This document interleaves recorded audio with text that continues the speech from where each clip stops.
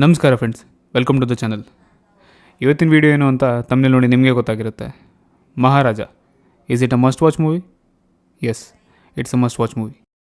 ಇಲ್ಲಿಗೆ ಈ ವಿಡಿಯೋ ಮುಗೀತು. ಮುಂದಿನ ವೀಡಿಯೋದಲ್ಲಿ ಸಿಗೋಣ. Until then, bye.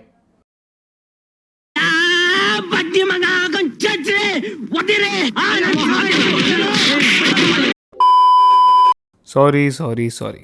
Okay, jokes apart. No back to the video. ಈ ವಿಡಿಯೋ 2 ಪಾರ್ಟ್ನಲ್ಲಿರುತ್ತೆ. ಫಸ್ಟ್ ಆಫ್ ಮೂವಿ ನೋಡದೇ ಇರೋರಿಗೆ, ನೋಡಬೇಕು ಅಂದ್ಕೊಂಡಿರೋರಿಗೆ ಒಂದು ರಿವ್ಯೂ. ಸೆಕೆಂಡ್ ಆಫ್ ಮೂವಿ ನೋಡಿರೋರಿಗೆ ಆ್ಯಂಡ್ ಮೂವಿ ನೋಡಿ ಸ್ವಲ್ಪ ಡೌಟ್ ಇದ್ದು ಕೆಲವೊಂದು ಸೀನ್ ಅರ್ಥ ಆಗದೆ ಇರೋರಿಗೆ ಒಂದು ಎಕ್ಸ್ಪ್ಲನೇಷನ್ ವಿಡಿಯೋ. ಈ ವಿಡಿಯೋ ಸ್ವಲ್ಪ ಲೆಂತಿ ಆಗಿರುತ್ತೆ because of covering both review and explanation in single video. So ಬನ್ನಿ ರಿವ್ಯೂ ಸ್ಟಾರ್ಟ್ ಮಾಡೋಣ. ಮಹಾರಾಜ, ಇದು ವಿಜಯ್ ಸೇತುಪತಿ ಅವರ 50ನೇ ಸಿನಿಮಾ. Directed by Nithilan Swaminathan. ಇದು ಅವರ 2ನೇ ಮೂವಿ. ಒಬ್ಬ ಆ್ಯಕ್ಟರ್ಗೆ 50ನೇ ಸಿನಿಮಾ, 100ನೇ ಸಿನಿಮಾ ಅನ್ನೋದು ಒಂದು ಮೈಲ್ ಸ್ಟೋನ್ ಇದ್ದಂಗೆ. ಅದನ್ನು ಹಾಗೆ ಹ್ಯಾಂಡಲ್ ಮಾಡೋ ಜವಾಬ್ದಾರಿ ಒಬ್ಬ ಡೈರೆಕ್ಟ್ರಿಗಿರುತ್ತೆ. ಈ ವಿಚಾರದಲ್ಲಿ ನಿತಿಲನ್ ಅವರು ಸಕ್ಸಸ್ಫುಲ್ ಆಗಿದ್ದಾರೆ.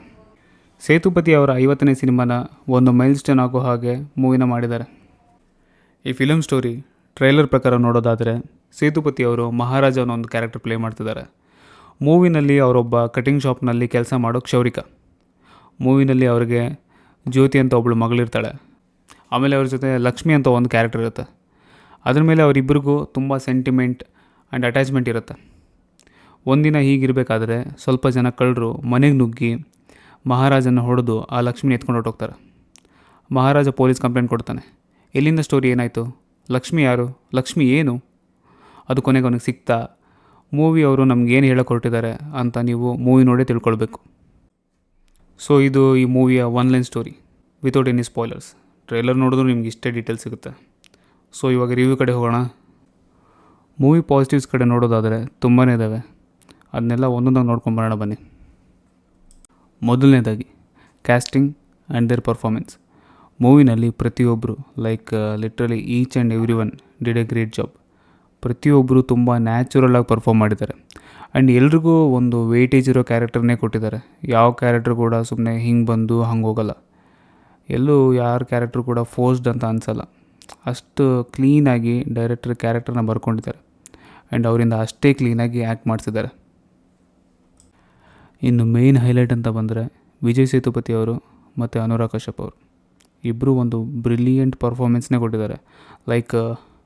ನೋಡಬೇಕಾದ್ರೆ ನಿಮಗೆ ಅವ್ರ ಕಷ್ಟ, ನೋವು ಎಲ್ಲ ಫೀಲ್ ಆಗುತ್ತೆ. ಅಷ್ಟು ನ್ಯಾಚುರಲಾಗಿ ಕನೆಕ್ಟ್ ಆಗೋ ಹಾಗೆ ಆ್ಯಕ್ಟ್ ಮಾಡಿದ್ದಾರೆ. ಕೆಲವೊಂದು ಸೀನ್ನಲ್ಲಿ ಸೇತುಪತಿಯವರು ಜಸ್ಟ್ ಬಾಡಿ ಲ್ಯಾಂಗ್ವೇಜ್ನಲ್ಲೇ ಕೊಟ್ಟಿರೋ ಪರ್ಫಾರ್ಮೆನ್ಸ್ ಮನಸ್ಸಿಗೆ ಮುಟ್ಟೋ ಆಗಿದೆ. ನೀವು ಎಮೋಷ್ನಲ್ ಆಗೋಗ್ತೀರ ಅಲ್ಲೇ, ಅಷ್ಟು ಚೆನ್ನಾಗಿದೆ ಅವ್ರ ಪರ್ಫಾರ್ಮೆನ್ಸ್.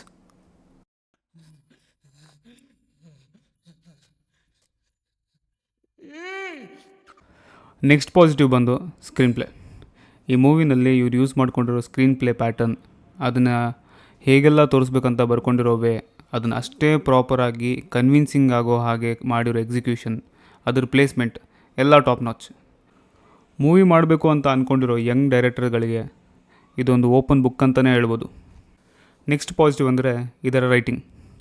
ಡೈರೆಕ್ಟರ್ ನಿತಿಲನ್ ಅವರು ರೈಟಿಂಗ್ ಮೇಲೆ ಎಷ್ಟು ಕಾನ್ಸಂಟ್ರೇಟ್ ಮಾಡಿದ್ದಾರೆ, ಅದಕ್ಕೆ ಎಷ್ಟು ಇಂಪಾರ್ಟೆನ್ಸ್ ಕೊಟ್ಟಿದ್ದಾರೆ ಅಂತ ಮೂವಿ ನೋಡಿದ್ರೇ ಗೊತ್ತಾಗುತ್ತೆ. ಒಂದು ಸ್ಟ್ರಾಂಗ್ ಮೂವಿಗೆ ರೈಟಿಂಗ್ ಎಷ್ಟು ಮುಖ್ಯ ಅನ್ನೋದು ಈ ಫಿಲ್ಮ್ ನೋಡಿ ತಿಳ್ಕೊಳ್ಬೋದು. ಪ್ರತಿಯೊಂದು ಸೀನ್, ಕ್ಯಾರೆಕ್ಟರ್ಸ್, ಸಿಚುವೇಶನ್ಸ್, ಆ ಟ್ವಿಸ್ಟ್ ಆ್ಯಂಡ್ ಟರ್ನ್ಸ್ ಎಲ್ಲನೂ ಎಷ್ಟು ನೀಟಾಗಿ ಬರೆದಿದ್ದಾರೆ, ಅದನ್ನು ಎಷ್ಟು ಆಲ್ಟರ್ ಮಾಡಿದ್ದಾರೆ, ಅದಕ್ಕೆ ಎಷ್ಟು ಪ್ರಾಮಿನೆನ್ಸ್ ಕೊಟ್ಟಿದ್ದಾರೆ ಅಂತ ಕ್ಲೀನಾಗಿ ಗೊತ್ತಾಗುತ್ತೆ. ಯಾವುದೇ ಮೂವಿಗಾಗಲಿ ಸ್ಟ್ರಾಂಗ್ ರೈಟಿಂಗ್ ಅನ್ನೋದು ಒಂದು ಮೇಜರ್ ರೋಲ್ನ ಪ್ಲೇ ಮಾಡುತ್ತೆ. ಆ್ಯಂಡ್ ಅದು ಇಲ್ಲಿ ಪ್ರೂವ್ ಆಗಿದೆ. ನೆಕ್ಸ್ಟ್ ಪಾಸಿಟಿವ್ ಬಂದು ಮ್ಯೂಸಿಕ್ ಥ್ರೂ ಔಟ್ ಮೂವಿ ತುಂಬ ಇದ್ದರೂ ಎಲ್ಲೂ ಓವರ್ಲ್ಯಾಪ್ ಆಗೋದಾಗಲಿ ಅವ್ರು ಡಿಸ್ಟರ್ಬ್ ಮಾಡೋದಾಗಲಿ ಮಾಡಿಲ್ಲ. ಇಡೀ ಮೂವಿ ತುಂಬ ಸ್ಮೂತಾಗಿ ಟ್ರಾವೆಲ್ ಮಾಡಿದೆ. ಕೆಲವೊಂದು ಇಂಟೆನ್ಸ್ ಸೀನ್ನಲ್ಲಿ ಬಂದಿರೋ BGM ಆ ಸೀನ್ನ ಇನ್ನೂ ಜಾಸ್ತಿ ಎಲಿವೇಟ್ ಮಾಡಿ ನೋಡುವಾಗ ಒಂದು ಒಳ್ಳೆ ಹೈ ಆ್ಯಂಡ್ ಫೀಲ್ನ ಕೊಡುತ್ತೆ. ಮ್ಯೂಸಿಕ್ ಡೈರೆಕ್ಟರ್ ಯಾರು ಅಂತ ಚೆಕ್ ಮಾಡಿದಾಗ ನಮ್ಮ ಅಜ್ಜು ಬಾಯ್ ಅಂತ ಗೊತ್ತಾದ ಮೇಲೆ ಆಗಿದ್ದು ಖುಷಿನೇ ಬೇರೆ. ಅವ್ರು ಮೂವಿನಲ್ಲಿದ್ದಾರೆ ಅನ್ನೋದೇ ಒಂದು ದೊಡ್ಡ ಪಾಸಿಟಿವ್ ಪಾಯಿಂಟ್. ಅವ್ರ ಪೊಟೆನ್ಷಿಯಲ್ನ ಪ್ರಾಪರಾಗಿ ಯೂಸ್ ಮಾಡಿಕೊಂಡ್ರೆ ಅವರು ಒಂದು ಬ್ಯಾಂಗರ್ನೇ ಡ್ರಾಪ್ ಮಾಡೋದು. ಇನ್ನು ಮೂವಿನಲ್ಲಿ ಏನು ನೆಗೆಟಿವ್ ಇಲ್ವಾ ಅಂದರೆ, ನಾನು ಮೂವಿಗೆ ಸ್ಟಾರ್ಟ್ ಆದಾಗಿಂದ ತುಂಬ ಕನೆಕ್ಟ್ ಆಗಿದ್ದೆ. ಸೊ ನನಗೆ ಯಾವುದೇ scene extra, dragged or slow ಅಂತ ಎಲ್ಲೂ ಅನಿಸ್ಲಿಲ್ಲ. ಆಲ್ಸೋ ಇದನ್ನು ಬೇರೆ ಮೂವಿನಲ್ಲಿ ನೋಡಿದ್ದೀನಿ ಅನ್ನೋ ಫೀಲ್ ಕೂಡ ಬರಲಿಲ್ಲ. ಹಾಗಾಗಿ ನನಗೆ ಮೂವಿನಲ್ಲಿ ಅಷ್ಟಾಗಿ ಏನೂ ನೆಗೆಟಿವ್ ಕಾಣಿಸ್ತಿಲ್ಲ. ಆ್ಯಂಡ್ ಇದು ಜಸ್ಟ್ ನನ್ನ ಒಪಿನಿಯನ್ ಅಷ್ಟೇ. ಇಲ್ಲಿಗೆ ಈ ರಿವ್ಯೂ ಮುಗೀತು. ಇನ್ನು ಎಕ್ಸ್ಪ್ಲನೇಷನ್ ಸ್ಟಾರ್ಟ್ ಆಗುತ್ತೆ. ಮುಂದೆ ತುಂಬ ಸ್ಪಾಯ್ಲರ್ಸ್ ಇರ್ತವೆ. ಮೂವಿ ನೋಡಿಲ್ಲ ಅಂದವರು ಇನ್ನೂ ಕಂಟಿನ್ಯೂ ಮಾಡ್ತಿದ್ರೆ ಈ ವಿಡಿಯೋನ ತುಂಬ ಕಷ್ಟಪಟ್ಟು ಟೈಮ್ ತೊಗೊಂಡು ತುಂಬ ಎಫರ್ಟ್ಸ್ ಹಾಕಿ ಮಾಡಿದ್ದೀನಿ. ಸೊ ಇದಕ್ಕೆ ಒಂದು 300 ಲೈಕ್ಸ್ ಟಾರ್ಗೆಟ್ ಇಡ್ತಾ ಇದ್ದೀನಿ. Hope I receive it from you guys. Explanation ಅಂತ ಬಂದರೆ ಮೂವಿನಲ್ಲಿ ಹೇಗೆ ತೋರಿಸಿದಾರೋ ಅದೇ ರೂಟ್ನಲ್ಲಿ ಡೀಟೇಲ್ಡಾಗಿ ಎಕ್ಸ್ಪ್ಲೇನ್ ಮಾಡ್ತಾ ಹೋಗ್ತೀನಿ with some hidden details. Movie young ಮಹಾರಾಜದಿಂದ ಸ್ಟಾರ್ಟ್ ಆಗುತ್ತೆ. ಮಹಾರಾಜ ಕಟಿಂಗ್ ಶಾಪ್ನಲ್ಲಿ ಕೆಲಸ ಮಾಡ್ತಿರ್ತಾನೆ. ಇಲ್ಲಿಂದ ಸೀನ್ ನೆಕ್ಸ್ಟ್ ಡೇಗೆ ಶಿಫ್ಟ್ ಆಗುತ್ತೆ. ಮಹಾರಾಜ ಅವನ ಮಗಳಿಗೆ ಗೊಂಬೆ ಗಿಫ್ಟ್ ತೊಗೊಳ್ತಿರ್ತಾನೆ. ದೂರದಲ್ಲಿ ಅವನ ವೈಫು ಇದು ಬೇಕು ಅದು ಬೇಡ ಅಂತ ಮನೇಲಿ ಕೂತು ಸಜೆಸ್ಟ್ ಮಾಡ್ತಿರ್ತಾರೆ.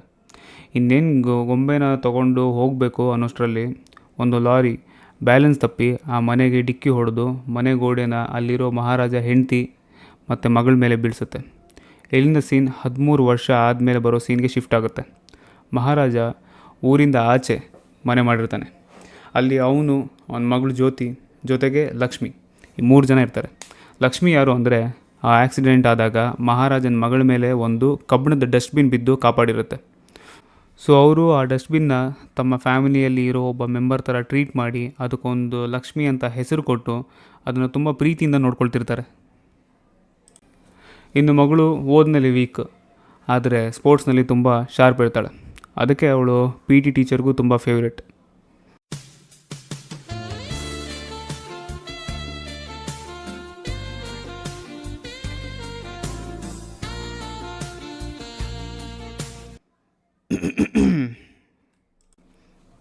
ಮಹಾರಾಜ ಅವನ ಮಗಳನ್ನ ಯಾವುದೇ ಕಾರಣಕ್ಕೂ ಬಿಟ್ಕೊಡ್ತಿರಲ್ಲ.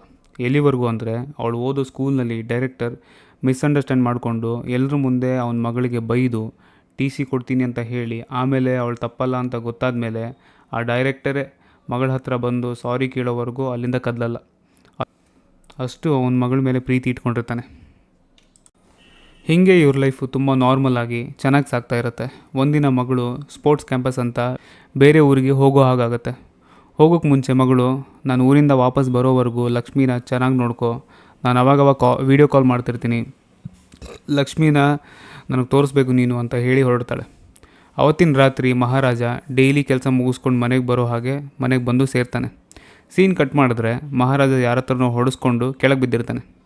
ಮನೆಯೆಲ್ಲ ಚೆಲ್ಲಾಪಿಲ್ಲಿ ಆಗಿರುತ್ತೆ. ಇಲ್ಲಿಂದ ಸೀನ್ ಶಿಫ್ಟ್ ಆಗುತ್ತೆ.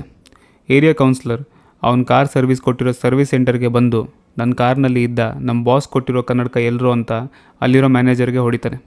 ಅದೇ ಟೈಮ್ಗೆ ದನ ಅಂತ ಒಬ್ಬ ಮೆಕ್ಯಾನಿಕ್ ಅಲ್ಲಿಗೆ ಬರ್ತಾನೆ. ಅವಾಗ ಮ್ಯಾನೇಜರ್ ಇವನೇ ಸರ್ವಿಸ್ ಆದಮೇಲೆ ಕಾರ್ ತೊಗೊಂಡು ಹೋಗಿದ್ದು ಅಂತ ಹೇಳಿ ಅವನ ಹತ್ರ ಹೋಗಿ ಗ್ಲಾಸ್ ಇಲ್ಲಿ ಅಂತ ಕೇಳ್ತಾನೆ. ಆವಾಗ ದನಗೂ ಮ್ಯಾನೇಜರ್ಗೂ ಸ್ವಲ್ಪ ಮಾತಿನಲ್ಲಿ ಜಗಳ ಆಗುತ್ತೆ. ಅವಾಗ ಈವ್ನಿಂಗ್ಗೆ ರೆಡಿಯಾಗಿರೋ ಗಾಡಿನ ನೆಕ್ಸ್ಟ್ ಡೇ ಮಾರ್ನಿಂಗ್ ಕೊಟ್ಟಿದ್ದಾನೆ ಅಂತ ಗೊತ್ತಾಗುತ್ತೆ. ಅದನ್ನು ಕೇಳಿದ ಕೌನ್ಸಿಲರ್ಗೆ ಇನ್ನೂ ಕೋಪ ಬಂದು ಅವರಿಬ್ಬರನ್ನೂ ಹೊಡೆದು ನಾಳೆ ಅಷ್ಟರಲ್ಲಿ ನನ್ನ ಕನ್ನಡಕ ವಾಪಸ್ ಕೊಟ್ಟಿಲ್ಲ ಅಂದರೆ ನಿಮ್ಮಿಬ್ಬರನ್ನೂ ಸಾಯಿಸಿಬಿಡ್ತೀನಿ ಅಂತ ವಾರ್ನ್ ಮಾಡಿ ಅಲ್ಲಿಂದ ಹೊರಟೋಗ್ತಾನೆ. ನೆಕ್ಸ್ಟ್ ಸೀನ್ನಲ್ಲಿ ದನ ಆ ಕೌನ್ಸಿಲರ್ ಇರೋ ಕ್ಲಬ್ಗೆ ಕನ್ನಡಕ ತೊಗೊಂಡು ಹೋಗಿ ಅವ್ನ ಕಣ್ಣು ಮುಂದೆನೇ ಆ ಕನ್ನಡಕನ ಹೊಡೆದಾಕ್ತಾನೆ. ಅದು ನೋಡಿ ಕೌನ್ಸಿಲರ್ಗೆ ಕೋಪ ಬಂದು ದನನ ಹೊಡೆಯೋಕ್ಕೆ ಹೋಗ್ತಾನೆ. ಆದರೆ ದನನೇ ಕೌನ್ಸಿಲರ್ ಮತ್ತು ಅವನ ಕಡೆಯವ್ರಿಗೆಲ್ಲ ಹೊಡೆದು ಅಲ್ಲಿಂದ ಹೊರಟೋಗ್ತಾನೆ. ನೆಕ್ಸ್ಟ್ ಸೀನಲ್ಲಿ ಮಹಾರಾಜ ಪೊಲೀಸ್ ಸ್ಟೇಷನ್ಗೆ ಕಂಪ್ಲೇಂಟ್ ಕೊಡೋಕ್ಕೆ ಹೋಗಿರ್ತಾನೆ. ಆವಾಗ ಪೊಲೀಸ್ ಏನಾಗಿದೆ ಅಂತ ಕೇಳ್ತಾರೆ. ಅದಕ್ಕೆ ಮಹಾರಾಜ, ಸರ್ ನಿನ್ನೆ ನೈಟ್ 3 ಜನ ನಮ್ಮ ಮನೆಗೆ ನುಗ್ಗಿ ನನಗೆ ಹೊಡೆದು ನನ್ನ ಲಕ್ಷ್ಮಿನ ಎತ್ಕೊಂಡು ಹೋಗಿದ್ದಾರೆ ಅಂತ ಹೇಳ್ತಾನೆ. ಅದಕ್ಕೆ ಪೊಲೀಸ್, ಲಕ್ಷ್ಮಿ ಯಾರು, ನಿನ್ನ ಹೆಂಡ್ತಿನ ಇಲ್ಲ ನಿನ್ನ ಮಗಳ, ಯಾರದು ಅಂತ ಕೇಳ್ತಾರೆ. ಅದಕ್ಕೆ ಮಹಾರಾಜ, ಸರ್ ಅವ್ರು ಯಾರೂ ಅಲ್ಲ, ಇರಿ ಅಂತ ಫೋನ್ನಲ್ಲಿ ಆ ಡಸ್ಟ್ಬಿನ್ ಫೋಟೋ ತೋರಿಸ್ತಾನೆ. ಅದನ್ನು ನೋಡಿ ಇವನು ಯಾರೋ ಹುಚ್ಚ ಇರ್ಬೋದು ಅಂತ ಪೊಲೀಸ್ಗೆ ಕೋಪ ಬಂದು ಅವನಿಗೆ ಬೈದು ಹೊಡೆದು ಹೊರಗೆ ಹೋಗು ಅಂತಾನೆ. ಬಟ್ ಆದರೆ ಮಹಾರಾಜ, ಇಲ್ಲ ಸರ್ ನಾನು ಹೋಗಲ್ಲ ಅಂತ ಅಲ್ಲೇ ಕೂರ್ತಾನೆ. ಸ್ಟೇಷನ್ನಲ್ಲಿ ಇರೋ ಎಲ್ಲ ಪೊಲೀಸವರು ಸೇರಿಕೊಂಡು ಮಹಾರಾಜನ ಹೊರಗಾಗಕ್ಕೆ ನೋಡ್ತಾರೆ. ಆವಾಗ ಮಹಾರಾಜ ಅಲ್ಲೇ ಇದ್ದ ಒಂದು ಕಂಬಿನ ಹಿಡ್ಕೊಂಡು ನಾನು ಹೋಗಲ್ಲ ಅಂತ ಅದನ್ನ ಗಟ್ಟಿಯಾಗಿ ಹಿಡ್ಕೊಂಡ್ಬಿಡ್ತಾನೆ. ಅದು ಮುರಿದೋಗೋವರೆಗೂ ಬಿಡಲ್ಲ. ಕೊನೆಗೆ ಅದು ಮುರಿದು ಅಲ್ಲಿ ಮೇಲಿಟ್ಟಿದ್ದೆಲ್ಲ ಫೈಲ್ಗಳು ಅದು ಇದು ಎಲ್ಲ ಬಿದ್ದು ಇಡೀ ಪೊಲೀಸ್ ಸ್ಟೇಷನ್ ಗಬ್ಬೆದ್ದೋಗುತ್ತೆ. ನೆಕ್ಸ್ಟ್ ಸೀನಲ್ಲಿ SI ಸ್ಟೇಷನ್ಗೆ ಬಂದು, ಏನಿದು ಸ್ಟೇಷನೆಲ್ಲ ಹೀಗೆ ತಿಪ್ಪೆ ತೊಟ್ಟಿಯಾಗಿದೆ, ಏನಾಯಿತು ಅಂತ ಕೇಳಿದಾಗ ಅಲ್ಲಿರೋ ಎಲ್ಲರೂ ಮಹಾರಾಜನ ಕಡೆ ನೋಡ್ತಾರೆ. ಮತ್ತೆ ಮಹಾರಾಜ ಅವ್ನು ಫುಲ್ ಸ್ಟೋರಿನ SI ಮುಂದೆ ಹೇಳ್ತಾನೆ. ಅದನ್ನೆಲ್ಲ ಕೇಳಿ SI ಕೂಡ ಇವನು ಯಾರೋ ಹುಚ್ಚ ಏನೇನೋ ಹೇಳ್ತಿದ್ದಾನೆ ಅಂತ ಇವನು ಹೊರಗೆ ಹಾಕಿಸಿ ಗನ್ ತೊಗೊಂಡು ಇನ್ನೊಂದು ಸಲ ಈ ಕಡೆ ಬಂದರೆ ಸಾಯಿಸ್ಬಿಡ್ತೀನಿ ಅಂತ ಅವನಿಗೆ ವಾರ್ನ್ ಮಾಡಿ ಮಹಾರಾಜನ ಅಲ್ಲಿಂದ ಕಳಿಸ್ಬಿಡ್ತಾರೆ.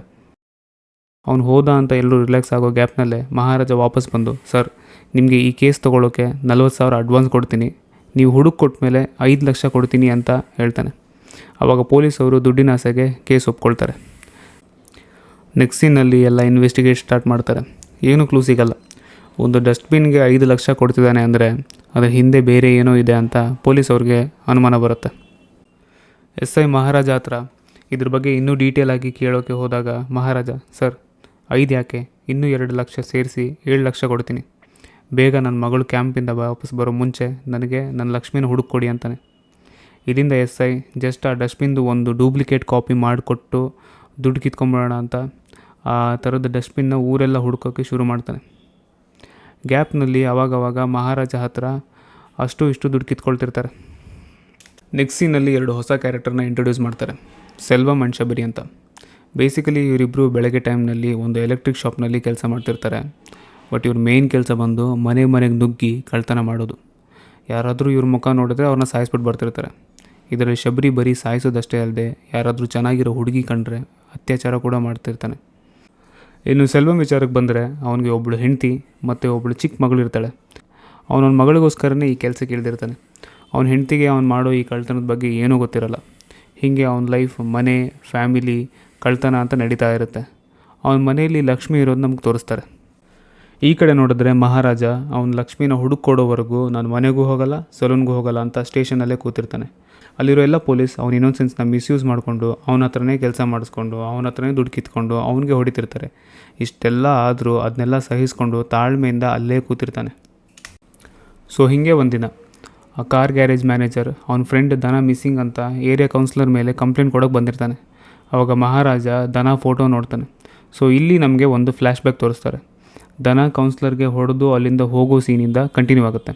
ಆ ಕ್ಲಬ್ನಲ್ಲಿ ಮಹಾರಾಜನೂ ಇರ್ತಾನೆ. ಯಾಕಂದರೆ ಅವನಿಗೆ ಅವನ ಮನೇಲಿ ಕೌನ್ಸ್ಲರ್ ಗಾಡಿದು ಟೋಲ್ ಗೇಟ್ ಬಿಲ್ ಸಿಕ್ಕಿರುತ್ತೆ. ಅದನ್ನು ಹುಡ್ಕೊಂಡು ಇಲ್ಲಿವರೆಗೂ ಬಂದಿರ್ತಾನೆ. ಆವಾಗ ದನನ ನೋಡಿ ಅವನ್ನ ಫಾಲೋ ಮಾಡ್ತಾನೆ. ದನಗೆ ಇವನು ಫಾಲೋ ಮಾಡ್ತಿರೋದು ಗೊತ್ತಾಗಿ ಅವನ್ನ ಹಾಗೆ ಒಂದು ಖಾಲಿ ಫ್ಯಾಕ್ಟ್ರಿ ಕಡೆ ಕರ್ಕೊಂಡು ಹೋಗಿ ಸ್ವಲ್ಪ ಜನರನ್ನ ಬಿಟ್ಟು ಓಡಿಸ್ತಾನೆ. ಇಲ್ಲಿ ಒಂದು ಫೈಟ್ ನಡೆಯುತ್ತೆ. ಮಹಾರಾಜ ಎಲ್ಲರೂ ಹೊಡೆದ್ಮೇಲೆ ದನನ ಸಾಯೋವರೆಗೂ ಹೊಡೆದು ನಿನ್ನ ಜೊತೆ ಬಂದಿದ್ದು ಇನ್ನೂ ಇಬ್ಬರು ಯಾರು ಅಂತ ಕೇಳ್ತಾನೆ. ಅದಕ್ಕೆ ದನ, ನಿಮ್ಮ ಏರಿಯಾ ಪೊಲೀಸ್ ಸ್ಟೇಷನಲ್ಲೇ ಇರೋ ಒಬ್ಬ ತಾಕತ್ತಿದ್ರೆ ಅವನು ಹುಡುಕು ಅಂತ ಹೇಳ್ತಾನೆ. ಅದಾದಮೇಲೆ ದನ ಅಲ್ಲಿಂದ ಎಸ್ಕೇಪ್ ಆಗಬೇಕಾದ್ರೆ ಮಹಾರಾಜ ಅವನ ತಲೆ ಕತ್ತರಿಸಿ ಅವನಲ್ಲೇ ಸಾಯಿಸ್ಬಿಡ್ತಾನೆ. ಇಲ್ಲಿಗೆ ಇಂಟರ್ವಲ್ ಮುಗಿದ್ಮೇಲೆ ಸ್ಟೋರಿ ಮತ್ತೆ ಸ್ಟೇಷನಿಂದನೇ ಸ್ಟಾರ್ಟ್ ಆಗುತ್ತೆ. ಕೌನ್ಸ್ಲರ್ ಸ್ಟೇಷನ್ ಹತ್ರ ಬರ್ತಾನೆ. ಕಾರ್ ಸರ್ವಿಸ್ ಮ್ಯಾನೇಜರ್ ಮತ್ತು ಕೌನ್ಸ್ಲರ್ ಪೊಲೀಸ್ ಹತ್ರ ಮಾತಾಡ್ತಾರೆ. ಯಾರ ಹತ್ರನೂ ಒಂದು ಕರೆಕ್ಟಾಗಿರೋ ಕ್ಲಾರಿಟಿ ಇಲ್ಲದೆ ಇರೋ ಕಾರಣಕ್ಕೆ ಪೊಲೀಸ್ ಅವರಿಬ್ಬರನ್ನೂ ಬೈದು ಅಲ್ಲಿಂದ ಕಳಿಸ್ತಾನೆ. ಇವ್ರು ಹೇಳ್ತಿರೋದೆಲ್ಲ ನೋಡಿದ್ರೆ ಇಲ್ಲೇನೋ ದೊಡ್ಡ ಮ್ಯಾಟರೇ ಇದ್ದಂಗಿದೆ ಅಂತ SIಗೆ ಡೌಟ್ ಬಂದಿರುತ್ತೆ. ಅದಕ್ಕೆ ಒಬ್ಬ ಪೊಲೀಸ್ಗೆ ಈ ಕೇಸ್ ಮೇಲೆ ಸೀಕ್ರೆಟಾಗಿ ಇನ್ವೆಸ್ಟಿಗೇಟ್ ಮಾಡಿ ಅಂತ ಹೇಳ್ತಾನೆ. ನೆಕ್ಸ್ಟ್ ಸೀನಲ್ಲಿ ಸೆಲ್ವಮ್ ಅವನ ಫ್ಯಾಮಿಲಿನ ಕರ್ಕೊಂಡು ಜ್ಯುವೆಲರಿ ಶಾಪ್ಗೆ ಹೋಗ್ತಾನೆ. ಅವನ ಮಗಳ ಬರ್ತಡೆಗೆ ಒಂದು ಗೋಲ್ಡ್ ಚೈನ ಆರ್ಡ್ರ್ ಕೊಡೋಕ್ಕೆ. ಅಲ್ಲಿ ಒಂದು ಮಗುಗೆ ಇಷ್ಟ ಆಗೋ ಚೈನ್ ಡಿಸೈನ್ನ ಸೆಲೆಕ್ಟ್ ಮಾಡಿ ಆರ್ಡ್ರ್ ಕೊಟ್ಟು ಅಡ್ವಾನ್ಸ್ ಕೊಟ್ಟು ವಾಪಸ್ ಹೋಗ್ತಾರೆ. ಬ್ಯಾಕೆಂಡಲ್ಲಿ ನಮಗೆ ಆವಾಗವಾಗ ಮಹಾರಾಜ ಮಗಳು ಜ್ಯೋತಿದು ಕ್ಯಾಂಪಸ್ ಸೀನ್ನ ತೋರಿಸ್ತಾ ಇರ್ತಾರೆ. ಜ್ಯೋತಿ ಫ್ರೆಂಡ್ ಶೂಸ್ ಕಿತ್ತೋಗಿದೆ ಅನ್ನೋ ಕಾರಣಕ್ಕೆ ಜ್ಯೋತಿ ಅವಳ ಶೂಸ್ನ ಅವಳ ಫ್ರೆಂಡಿಗೆ ಕೊಡ್ತಾಳೆ. ಕೊಟ್ಟು ಅವರ ಅಪ್ಪ ಮಹಾರಾಜಂಗೆ ಹೊಸ ಶೂಸ್ ತೊಗೊಂಡು ಬರೋಕ್ಕೆ ವಾಯ್ಸ್ ಮೆಸೇಜ್ ಕಳಿಸ್ತಾಳೆ. ಇನ್ನೊಂದು ಕಡೆ ಮಹಾರಾಜ ಕೇಸ್ ಮತ್ತು ದನ ಕೇಸ್ ಎರಡೂ ಇನ್ವೆಸ್ಟಿಗೇಟ್ ಆಗ್ತಾ ಇರುತ್ತೆ. ಕೊಳುಂದೆ ಅನ್ನೋ ಒಬ್ಬ ಪೊಲೀಸ್ ಆ ಡಸ್ಟ್ಬಿನ್ದು ಡೂಪ್ಲಿಕೇಟ್ ಕಾಪಿನ ಹುಡುಕ್ತಾ ಇರ್ತಾನೆ. ಒಂದಿನ ಹೀಗೆ ಹುಡುಕಬೇಕಾದ್ರೆ ಒಂದು ಶಾಪ್ನಲ್ಲಿ ಅವನಿಗೆ ನಲ್ಲ ಶಿವನ್ ಅಂತ ಒಬ್ಬ ಪೊಲೀಸ್ ಇನ್ಫಾರ್ಮರ್ ಸಿಗ್ತಾನೆ.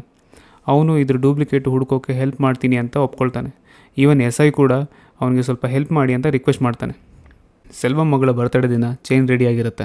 ಅದನ್ನು ಕಲೆಕ್ಟ್ ಮಾಡ್ಕೊಳ್ಳೋಕ್ಕೆ ಸೆಲ್ವಮ್ ಹೋಗಿರ್ತಾನೆ. ಆವಾಗ ಅವನ ವೈಫ್ ಅವನಿಗೆ ಕಾಲ್ ಮಾಡಿ ಮನೇಲಿ ಫಂಕ್ಷನ್ ಇದೆ, ಸ್ವಲ್ಪ ಇವತ್ತಾದರೂ ಗಡ್ಡ ಶೇವ್ ಮಾಡ್ಕೊಂಡು ಬಾ ಅಂತ ಹೇಳ್ತಾರೆ. ಅದಕ್ಕೆ ಒಪ್ಕೊಂಡು ಸೆಲ್ವಮ್ ಸಲೂನ್ ಹುಡ್ಕೊಂಡು ಹೋಗ್ತಾನೆ. ಅಲ್ಲಿ ಅವನಿಗೆ ಮಹಾರಾಜ ಕೆಲಸ ಮಾಡೋ ಸಲೂನ್ ಕಾಣಿಸುತ್ತೆ. ಸಲೂನ್ ಒಳಗೆ ಹೋಗ್ತಾನೆ. ಇಲ್ಲಿ ನಮಗೆ ಒಂದು ಮೇಜರ್ ಪ್ಲಾಟ್ ಟ್ವಿಸ್ಟ್ ರಿವೀಲ್ ಆಗುತ್ತೆ. ಅದು ಏನು ಅಂದರೆ ಸೆಲ್ವಮ್ ಕಟ್ಟಿಂಗ್ಗೆ ಹೋಗಿದ್ದ ಟೈಮ್ ಲೈನ್ ಮೂವಿ ಸ್ಟಾರ್ಟ್ ಆದಾಗ ಬರೋ ಯಂಗ್ ಮಹಾರಾಜ ಟೈಮ್ ಲೈನ್ಗೆ ಮ್ಯಾಚ್ ಆಗುತ್ತೆ. ಆವಾಗ ಸಲೂನ್ನಲ್ಲಿ ಮಹಾರಾಜ ಒಬ್ಬನೇ ಇರ್ತಾನೆ.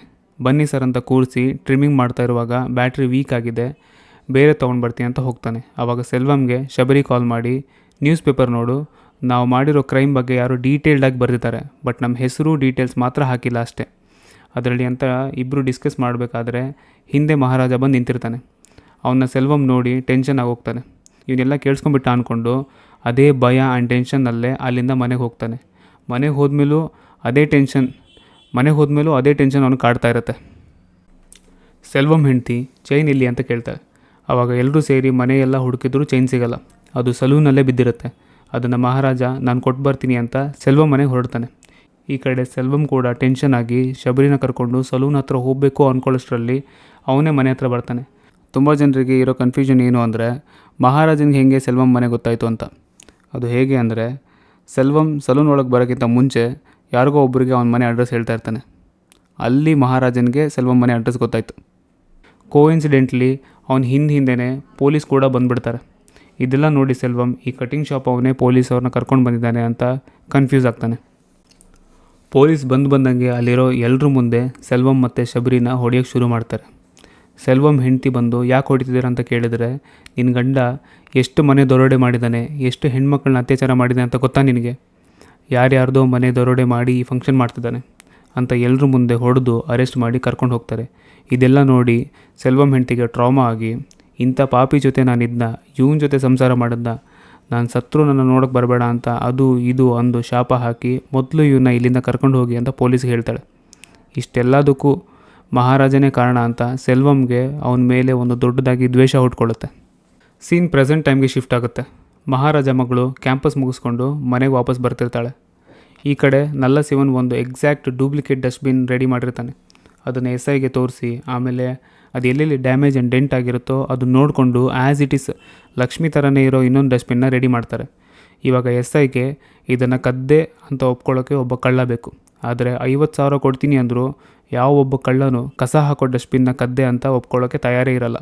ಇದನ್ನು ನಲ್ಲ ಶಿವನ್ ಕೇಳಿಸ್ಕೊಂಡು, ಸರ್ ಆ 50,000 ನನಗೆ ಕೊಡಿ, ಜಸ್ಟ್ ಆ್ಯಕ್ಟಿಂಗ್ ತಾನೇ, ನಾನೇ ಮಾಡ್ತೀನಿ ಅಂತಾನೆ. ಇದಕ್ಕೆ SI ಇನ್ನೂ ಖುಷಿಯಾಗಿ ಒಪ್ಕೊಳ್ತಾನೆ. ನಲ್ಲ ಶಿವನ್, ಸರ್ ಆ ಕೇಸ್ ಬಗ್ಗೆ ಡೀಟೇಲ್ ಆಗಿ ಹೇಳಿದ್ರೆ ನನಗೆ ಪ್ರಿಪೇರ್ ಆಗೋಕ್ಕೆ ಈಸಿ ಆಗುತ್ತೆ ಅಂತಾನೆ. ಅದಕ್ಕೆ SI ಸ್ಟೇಷನ್ಗೆ ಕಾಲ್ ಮಾಡಿ ಆ ಮಹಾರಾಜ ಅಲ್ಲೇ ಇದ್ದರೆ ಅವನ ಹತ್ರ ಇನ್ನೊಂದು ಸಲ ಆ ಸ್ಟೋರಿ ಹೇಳೋಕೆ ಹೇಳಿ, ನಾನು ರೆಕಾರ್ಡ್ ಮಾಡ್ಕೊಳ್ತೀನಿ ಅಂತಾನೆ.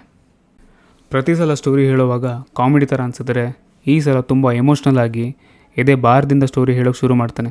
ಸ್ಟೋರಿ: ಸರ್, ನಾನು ಮನೆಗೆ ಹೋದೆ. ನನ್ನ ಕೀನ ಯಾವಾಗಲೂ ಪಾಟ್ ಕೆಳಗೆ ಇಟ್ಟಿರ್ತಿದ್ದೆ. ಅದನ್ನು ತೊಗೊಂಡು ಡೋರ್ ಓಪನ್ ಮಾಡಿದೆ, ಲೈಟ್ ಆನ್ ಮಾಡಿದೆ, ಬ್ಯಾಗ್ನ ಕೆಳಗಿಟ್ಟು ಡ್ರೆಸ್ ಚೇಂಜ್ ಮಾಡ್ಕೊಂಬರೋಣ ಅಂತ ರೂಮ್ ಕಡೆ ಹೋದೆ. ನಾನು ಡ್ರೆಸ್ಸೆಲ್ಲ ಚೇಂಜ್ ಮಾಡಿದ ಮೇಲೆ ಹಿಂದೆ ಏನೋ ಸೌಂಡ್ ಬಂತು. ಯಾರೋದಂತ ತಿರುಗೋಷ್ಟರಲ್ಲಿ ಒಬ್ಬ ಬಂದು ನನ್ನ ಬಾಯಿ ಮುಚ್ಚಿಬಿಟ್ಟ. ನಾನು ಅವ್ನ ಬೆರಳನ್ನ ಕಚ್ಚಿ ಅವನಿಗೆ ಒದ್ದು ಹಾಲ್ ಕಡೆ ಓಡೋದೆ. ಅಲ್ಲಿ ಮೂರನೇನೊಬ್ಬ ಬಂದು ನನ್ನ ಹಣೆಗೆ ರಾಡ್ ತೊಗೊಂಡು ಹೊಡೆದ. ನನ್ನ ಕಣ್ಣಿಗೆ ಬಟ್ಟೆ ಕಟ್ಟಿ ಆ ಮೂರನೇನು ತುಂಬ ಸಲ ಹೊಡೆದ. ಇಲ್ಲಿಂದ ಸೀನಲ್ಲಿ ಮುಂದೆ ಏನಾಯಿತು ಅಂತ ತೋರಿಸ್ತಾರೆ. ಆ 3 ಜನ ಯಾರು ಅಂದರೆ, ಇವಾಗ ರೆಕಾರ್ಡಿಂಗ್ ಕೇಳ್ತಿರೋ ನಲ್ಲ ಶಿವನ್, ಮೆಕ್ಯಾನಿಕ್ ಧನ ಆ್ಯಂಡ್ ಸೆಲ್ವಂ. ಇವರಿಬ್ಬರನ್ನು ಕರ್ಕೊಂಬಂದವನೇ Selvam to take revenge on Maharaja. But ಆದರೆ ಆವತ್ತು ಅವನ ಬದಲು ಅವನ ಮಗಳು ಬೇಗ ಬಂದಳು. ಅಷ್ಟೇ ಅಲ್ಲದೆ ಮಹಾರಾಜ ಅವನ ಮಗಳಿಗೆ ಶೂಸ್ ಬೇಕು ಅಂತ ಹುಡ್ಕೋಕೆ ಹೋಗಿ ಇನ್ನೂ ಲೇಟ್ ಮಾಡ್ದೆ ಬರೋಕೆ.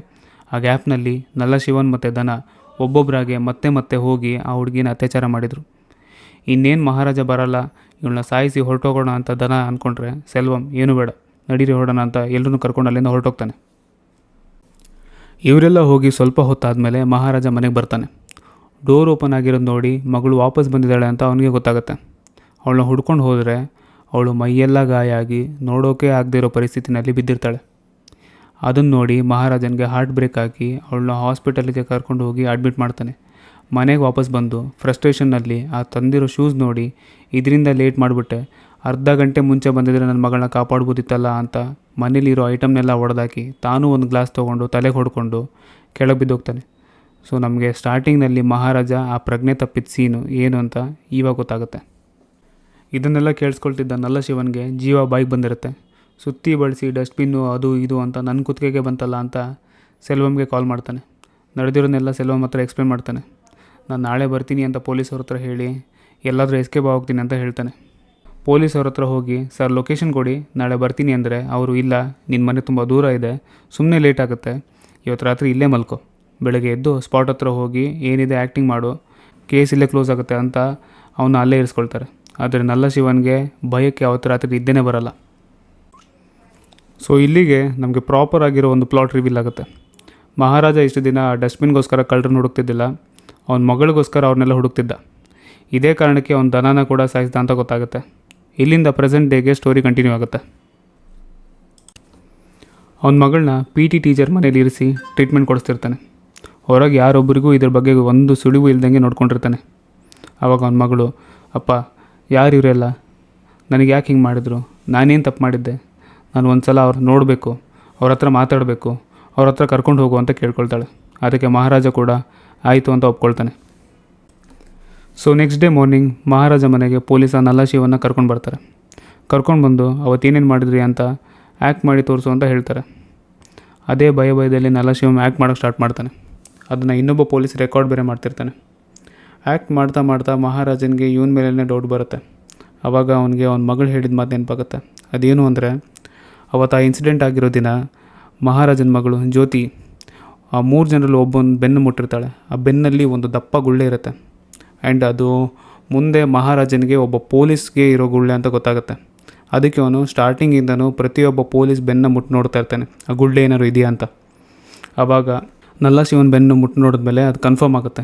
ಆವಾಗ ಮಹಾರಾಜ ಇವನೇ ಅವನು ಅಂತ ಫಿಕ್ಸ್ ಆಗ್ತಾನೆ. ಪೊಲೀಸವ್ರ ಹತ್ರ, ಸರ್ ನಾನು ಇವನ ಹತ್ರ 2 ನಿಮಿಷ ಮಾತಾಡಬೇಕು ಅಂತ ಕೇಳಿಕೊಂಡು ಮಾತಾಡೋಕ್ಕೆ ಶುರು ಮಾಡ್ತಾನೆ. ನಿನ್ನ ವಯಸ್ಸು ಎಷ್ಟು ಅಂತ ಕೇಳಿದಾಗ ನಲ್ಲ ಶಿವಮ್ 54 ವರ್ಷ ಅಂತ ಹೇಳ್ತಾನೆ. ಈ ವಯಸ್ಸಲ್ಲಿ ನಿನಗಿದು ಅಂತ ಕೇಳೋ ಟೈಮಲ್ಲಿ ನಲ್ಲ ಶಿವಮ್, ಇದಕ್ಕೆಲ್ಲ ವಯಸ್ಸಿಲ್ಲ ಏನಕ್ಕೆ ಬೇಕು ಅಂತ ಕೇಳ್ತಾನೆ. ಅಲ್ಲ ನಿನಗೇನು ಅನಿಸಿಲ್ವಾ ಅಂತ ಮಹಾರಾಜ ಕೇಳಿದ್ರೆ, ಬಿಟ್ಬಿಡು ಏನಾಗಿಲ್ಲ ಅಂತ ನಾಚಿಕೆ ಇಲ್ದಂಗೆ ಮಾತಾಡ್ತಾನೆ. ಆಮೇಲೆ ನನಗೆ ನೋವಾಗ್ತಿದೆ ಅಂತ ಹೇಳಿದ್ರು ಬಿಡೋಕ್ಕೆ ನೀನು ಮನಸ್ಸಾಗಿಲ್ವಾ ಅಂತ ಕೇಳಿದಾಗ, ನೋಡು ನಾನು ಮನ್ಸು ಮಾಡಿದ್ರೆ ನಿನ್ನ ಡಸ್ಟ್ಬಿನ್ನ ಅಲ್ಲೇ ಮುರಿದಾಕ್ಬಿಟ್ಟು ಹೋಗ್ಬೋದಿತ್ತು, ಬಟ್ ನನಗೆ ಮಾಡಿಲ್ಲ. ಅದನ್ನ ವಾಪಸ್ ಪೊಲೀಸರು ಹೇಳಿದಂತ ತೊಗೊಂಬಂದು ಕೊಟ್ಟಿದ್ದೀನಿ. ಸೊ ನೀನೇ ಅರ್ಥ ಮಾಡ್ಕೊ ನಾನೇನು ಮಾಡ್ಬೋದಿತ್ತು ಅಂತ ಹೇಳ್ತಾನೆ. ಆಮೇಲೆ ನೀ ಇದನ್ನು ಹೀಗೆ ಡ್ರ್ಯಾಗ್ ಮಾಡಿದ್ರೆ ಮುಂದೆ ಆಗೋ ಅನಾಹುತಕ್ಕೆ ನೀನೇ ಕಾರಣ ಆಗ್ತೀಯಾ ಅಂತ ಅದು ಇದು ಅಂಥೇಳಿ ಇಂಡೈರೆಕ್ಟಾಗಿ ವಾರ್ನಿಂಗ್ ಕೊಡೋಕ್ಕೆ ಸ್ಟಾರ್ಟ್ ಮಾಡ್ತಾನೆ. ಇದನ್ನೆಲ್ಲ ನೋಡಿದ ಪೊಲೀಸ್ ಅವನ ಮನೆಗೆ ಬಂದು ಅವನಿಗೆ ವಾರ್ನಿಂಗ್ ಕೊಡ್ತಿದ್ದೇನೋ ಅಂತ ದಬಾಯಿಸ್ತಾರೆ. ಅದಕ್ಕೆ ನಲ್ಲ ಶಿವಮ್, ಸರ್ ಹಾಗೇನಿಲ್ಲ ಸರ್, ಇದೇ ಥರ ಈ ಕೇಸ್ನ ಡ್ರ್ಯಾಗ್ ಮಾಡಿದ್ರೆ ಮುಂದೆ ಏನಾಗುತ್ತೆ ಅಂತ ಹೇಳ್ತಿದ್ದೆ ಅಷ್ಟೇ ಅಂತ ಹೇಳ್ತಾರೆ. ಅದಕ್ಕೆ ಪೊಲೀಸ್, ಏನಯ್ಯ ಮಹಾರಾಜ, ನೋಡು ಕಳ್ಳನ ಹುಡ್ಕೊಂಬಂದು ನಿನ್ನ ಮುಂದೆ ನಿಲ್ಲಿಸಿದ್ದೀವಿ, ಇವನ್ನ ಏನು ಮಾಡೋಣ ಹೇಳು ಅಂತಾರೆ. ಅದಕ್ಕೆ ಮಹಾರಾಜ, ಸರ್ ಬಿಟ್ಬಿಡೋಣ ಸರ್, ನೀನೇನಾದರೂ ಹುಚ್ಚ ಏನಯ್ಯ, ಇಷ್ಟೆಲ್ಲ ದುಡ್ಡು ಖರ್ಚು ಮಾಡಿದ್ಯಾ, ಇಷ್ಟು ದಿನ ಇದಕ್ಕೋಸ್ಕರನೇ ಒದ್ದಾಡಿದ್ಯಾ, ಕಳ್ಳ ಮುಂದೆ ನಿಂತರೆ ಬಿಟ್ಬಿಡೋಣ ಅಂತಿದ್ಯಾ, ಇಲ್ಲಯ್ಯ ಇವನ್ನೇನಾದರೂ ಮಾಡಬೇಕು, ಏನು ಮಾಡೋಣ ಹೇಳು, ಇವನ ಮೇಲೆ FIR ಹಾಕ್ಲಾ, ಸರ್ ಬೇಡ ಸರ್, ಇವನ್ನ ಲಾಕಪ್ಗೆ ಹಾಕ್ಲೇನಯ್ಯ, ಸರ್ ಬೇಡ ಸರ್ ಬಿಟ್ಬಿಡಿ ಸರ್, ನೀನು ಬಿಡ್ತೀನಿ ಅಂದ್ರೆ ನಾನು ಬಿಡಲ್ಲ, ಇವನೇನಾದರೂ ಮಾಡಬೇಕು, ಏನು ಮಾಡೋಣ ಹೇಳು, ಸರ್ ಏನು ಬೇಡ ಸರ್, ಏನು ಬೇಡ, ಇವನೇನು ಮಾಡೋದು ಬಿಟ್ಬಿಡೋಣ, ಹೌದು ಸರ್, ಇವನೇನು ಮಾಡೋದು ಬಿಟ್ಬಿಡೋಣ ಅಲ್ವಾ, ಹೌದು ಸರ್, ಹಾಗಾದರೆ ಇವನೇನಾದರೂ ನಿನ್ನ ಮಗಳನ್ನ ಅತ್ಯಾಚಾರ ಮಾಡಿದ್ರು ಬಿಟ್ಬಿಡೋಣವಾ. ಈ ಥರ ಹೇಳಿದ ತಕ್ಷಣ ಮಹಾರಾಜ ಮತ್ತು ನಲ್ಲ ಶಿವಮ್ ಇಬ್ಬರಿಗೂ 1 ಸೆಕೆಂಡ್ ಶಾಕ್ ಆಗೋಗುತ್ತೆ. ಆ SI ಮಹಾರಾಜ ಕೈಗೆ ಒಂದು ಮಚ್ಚು ಕೊಟ್ಟು, ತಗೋ ಇವ್ನ ತಲೆ ಕತ್ತರಿಸು ಅಂದ್ಬಿಡ್ತಾರೆ. ಇದಂತರೂ ಒಂಥರ ಪೀಕ್ ಮೂಮೆಂಟು ಮೂವಿನಲ್ಲೇ. ಇಷ್ಟೊತ್ತು ಪೊಲೀಸವರು ಬರೀ ದುಡ್ಡು ತಿಂದು ಮೋಸ ಮಾಡೋರು ಅದು ಇದು ಅಂದ್ಕೊಂಡಿದ್ದ ಆಡಿಯನ್ಸ್ ಕಣ್ಣು ಮುಂದೆ 3 ಜನ ಪೊಲೀಸು ಒಂದೇ ಸೆಕೆಂಡಲ್ಲಿ ಹೀರೋ ಆಗೋಗ್ತಾರೆ. ನಲ್ಲ ಶಿವನ್ನ ಅಲ್ಲೇ ಬಿಟ್ಟು ಮಹಾರಾಜನ ಕೈಯಲ್ಲಿ ಒಂದು ಮಚ್ಚು ಕೊಟ್ಟು ಹೊರಗಡೆಯಿಂದ ಡೋರ್ ಲಾಕ್ ಮಾಡಿಕೊಂಡು ಆಚೆ ಹೊರಟೋಗ್ತಾರೆ. ಇವಾಗ ಒಂದು ಒಳ್ಳೆ ಸ್ಯಾಟಿಸ್ಫೈಯಿಂಗ್ ಮೂಮೆಂಟು ಫಾರ್ ಆಡಿಯನ್ಸ್. ಮಹಾರಾಜ ನಲ್ಲ ಶಿವಮ್ನ ಮನೆ ತುಂಬ ಓಡಾಡಿಸ್ಕೊಂಡು ಹೊಡೆದು ಕೊಚ್ಚಿ ಕತ್ತರಿಸಿ ಸಾಯಿಸ್ಬಿಡ್ತಾನೆ. ಅದೇ ಪೊಲೀಸವರು ಸೆಲ್ವಮ್ ಬಗ್ಗೆನೂ ಇನ್ವೆಸ್ಟಿಗೇಟ್ ಮಾಡಿರ್ತಾರೆ. ಆ ಡೀಟೇಲ್ಸ್ನ ಮಹಾರಾಜನ ಕೊಟ್ಟು ಅಲ್ಲಿಂದ ಹೊರಟೋಗ್ತಾರೆ. ಇವಾಗ ಮೂವಿ ಕ್ಲೈಮ್ಯಾಕ್ಸ್, ಫೈನಲ್ ಶೋಡೌನ್. ಸೆಲ್ವಮ್ ಒಂದು ದೊಡ್ಡ ಕನ್ಸ್ಟ್ರಕ್ಷನ್ ಬಿಲ್ಡಿಂಗ್ನಲ್ಲಿ ಎಲೆಕ್ಟ್ರಿಷಿಯನ್ ಆಗಿ ವರ್ಕ್ ಮಾಡ್ತಾ ಇರ್ತಾನೆ. ಅಲ್ಲಿಗೆ ಮಹಾರಾಜ ಬಂದು ಅವನ ಕಡೆಯವರಿಗೆಲ್ಲ ಹೊಡೆದು, ಎಲ್ಲೋ ಸೆಲ್ವಮ್ ಅವನ್ನ ಬರೋಕ್ಕೆ ಹೇಳ್ರು ಅಂತ ಎಲ್ರಿಗೂ ಹೊಡಿತಾ ಇರ್ತಾನೆ. ಅದೇ ಟೈಮ್ನಲ್ಲಿ ಸೆಲ್ವಮ್ ಅಲ್ಲಿಗೆ ಬರ್ತಾನೆ. ಸೆಲ್ವಮ್ಗೂ ಮಹಾರಾಜನೇ ಬೇಕಾಗಿತ್ತು. ಅವನೇ ಹುಡುಕೊಂಡು ಬಿಲ್ಡಿಂಗ್ ಮೇಲೆ ಬರ್ತಾನೆ. ಮಹಾರಾಜ ಆ 3ನೇವನು ಯಾರು ಅಂತ ನೋಡುವಾಗ ಅವನು ತುಂಬ ವರ್ಷದ ಹಿಂದೆ ತನ್ನ ಕಣ್ಣು ಮುಂದೆನೇ ಅರೆಸ್ಟ್ ಆದ ಸೆಲ್ವಮ್ ಅಂತ ಗೊತ್ತಾಗುತ್ತೆ. ಸೆಲ್ವಮ್ ಬಂದವನೇ ಮಹಾರಾಜನಿಗೆ ಸರಿಯಾಗಿ ಹೊಡೆಯೋಕ್ಕೆ ಸ್ಟಾರ್ಟ್ ಮಾಡ್ತಾನೆ. ಮಹಾರಾಜ ಸ್ವಲ್ಪ ಹೊಡೆಸ್ಕೊಂಡ್ಮೇಲೆ ಎದ್ದು ಸೆಲ್ವಮ್ಗೆ ನಾಯಿ ಹೊಡೆದಂಗೆ ಹೊಡಿತಾನೆ. ಹೊಡೆದು ಕೈಕಾಲೆಲ್ಲ ಮುರಿದು ಒಂದು ಕಡೆ ಕೂರಿಸ್ತಾನೆ.